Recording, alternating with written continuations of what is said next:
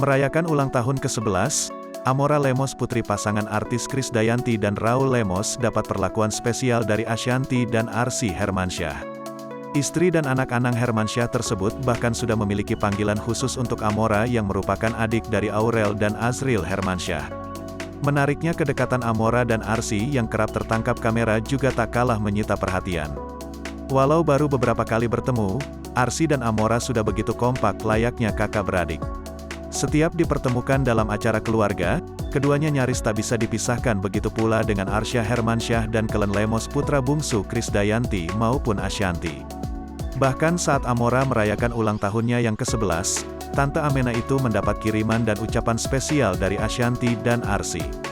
Tampak dalam sebuah foto, Amora memamerkan kue ulang tahun bertabur keju yang dikirimkan oleh Ashanty dan Arsy.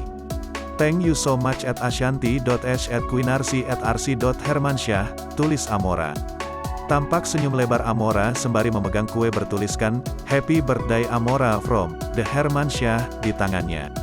Sementara unggahan putri KD itu langsung dibalas Ashanty yang menyebut Amora dengan panggilan sayang. "Love sayangku," balas Ashanty.